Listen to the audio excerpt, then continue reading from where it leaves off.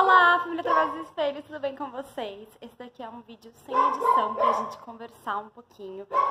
Tem acontecido muita coisa, trabalhando muito, a questão do casamento, então não tá sendo fácil atualizar sempre aqui no YouTube. Mas lá no Instagram sempre tem conteúdo, tanto nos stories eu mostro um pouquinho da minha vida como fisioterapeuta, minha rotina assim, no geral. E no IGTV, que é aquela partezinha de vídeos do Instagram, também sempre tem videozinhos curtinhos novos. Aqui no YouTube tô tentando trazer algumas coisas, mas como tem essa questão de edição, é um pouquinho mais complicado. O celular é novo, isso é ótimo, mas eu não sei direito como é que vai ficar a imagem e o som pra vocês. Tô gravando aqui em casa mesmo, então vai ter barulho da rua. A Luna começou a latir, que é a nossa cachorrinha agora. Mas eu espero que dê pra vocês entenderem bem. O vídeo de hoje é porque já faz um ano que eu tô trabalhando no home care como fisioterapeuta domiciliar. E eu quero conversar um pouquinho com vocês como é que eu tô me organizando com os pacientes. Porque é muito diferente de quando você tá, tipo, num hospital, numa clínica, que você já tem os pacientes certinhos, os horários, todo o material, todas as fichas são do lugar. É muito diferente quando você tá no domiciliar, que, tipo, tudo é seu. Gente, eu não sei se vocês vão conseguir ouvir alguma coisa. Eu juro que essa cachorra estava quieta até 5 minutos atrás. Bom, mas vamos lá. Por que eu fui pra fisioterapia domiciliar? Porque eu precisava trabalhar. Já tinha entregado alguns currículos, ninguém me chamava. Surgiu essa oportunidade, eu vi no Facebook de uma empresa que eles estavam precisando de alguém para atender perto da minha casa. Falei, bom, gente, vamos ver no que dá. Enchi o saco deles se eu queria aquele paciente. Quando me passaram, eu fiquei tipo, gente, mas o que eu faço agora? Tô saindo de uma gripe. Qualquer coisa, me desculpa. E aí eu fiquei aterrorizada, mas fui atender, deu tudo certo. Eu fiquei atendendo esse paciente um tempão. E era um paciente que eu tinha que ir todos os dias. Tem alguns pacientes que são assim, porque eles precisam aspirar, ficam no oxigênio, no BiPAP, no ventilador. Então eu dei super sorte que já era um paciente que eu ia todos os dias. Só que eu não comecei o mês certinho. Então assim, meu primeiro salário, como eu comecei na metade do mês, foi R$400, gente. Temos que falar em realidade. Aí nos outros meses eu fui tendo outros pacientes. Teve um paciente que eu fui só pra cobrir uma fisioterapeuta, que ela tava faltando muito porque ela tava doente. Eles gostaram muito do meu atendimento, ligaram pra empresa e falaram, tipo, a gente quer que ela venha atender ele sempre, todos os dias. E é um paciente que eu tô até agora, um paciente que tá fazendo um ano que eu atendo ele, deu super certo. E aí eu fui começando a ganhar mais, fui começando a ganhar 800, 1.300, 1.800, foram surgindo outros pacientes pra cobrir no final de semana, no feriado.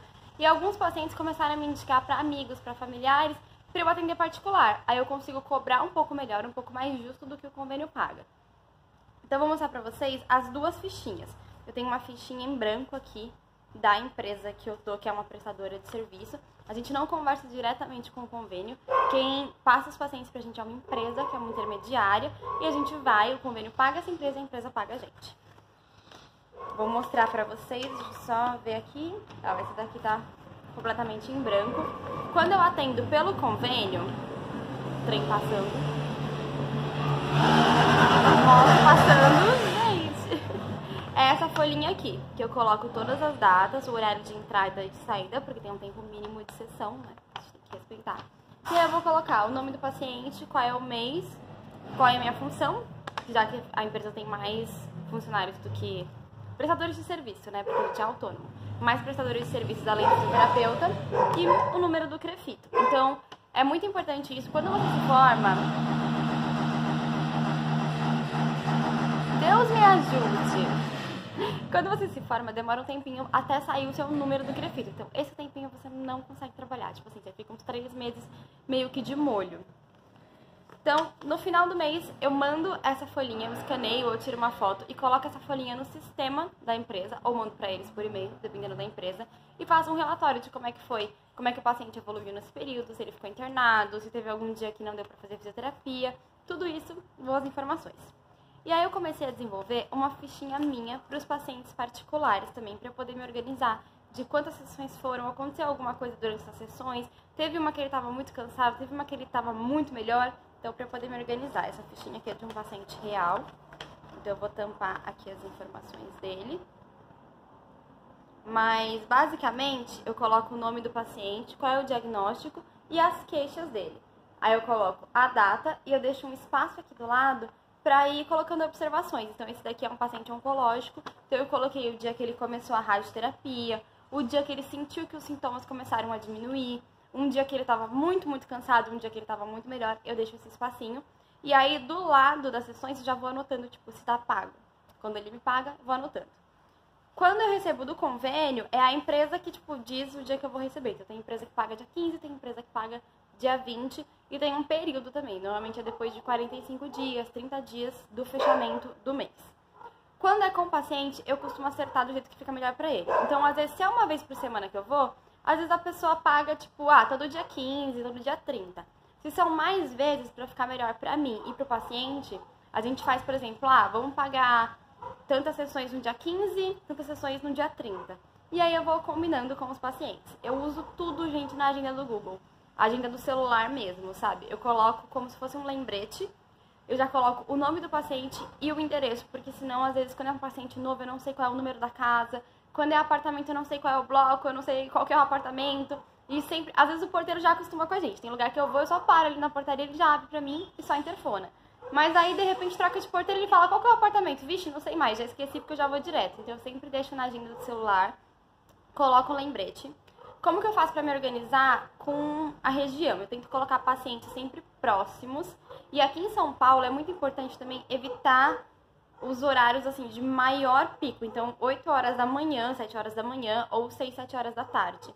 Eu só atendo no período da tarde, pra mim ficou melhor, mas às vezes isso faz com que eu volte pra casa bem tarde. Às vezes eu tô terminando de atender 8 horas da noite. Mas eu prefiro fazer isso e deixar o período da manhã livre pra eu fazer minhas coisas. Pra se eu tô cansada, eu durmo até um pouquinho mais tarde. Se tem muita coisa pra fazer em casa, eu faço. Até porque, normalmente, é o horário que os pacientes eles tomam banho e recebem medicamento. Tem paciente que vai à enfermagem de manhã só pra dar banho. Tem paciente que tem equipe de enfermagem, então é um horário também que a equipe tira pra dar remédio, pra dar banho. Então eu prefiro só atender no horário da tarde. Mas isso vai de fisioterapeuta pra fisioterapeuta. Então eu anoto todos os horários assim. Aqui em São Paulo é super tranquilo de você atender de ônibus. Muita gente me manda mensagem falando tipo, mas você precisa ter carro pra atender domiciliar?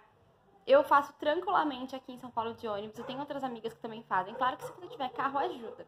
Eu uso a minha bolsinha tipo de mão, né? Minha bolsinha pessoal. E uma mochila agora, onde eu coloco as coisas. E eu tento levar, assim, coisas que não tem muito peso. Então, em vez de levar um halter, uma caneleira, eu prefiro levar um TheraBand, aquele elástico. Porque ele serve tanto pra mão, quanto pra perna. Serve pra várias coisas. E ele não pesa, apesar de ter a resistência. Então, você vai pegando um jeito do que você levar para não ferrar também a sua coluna. Eu não atendo muitos pacientes no mesmo dia, eu atendo de 4 a 5 pacientes, até porque tem essa questão do deslocamento.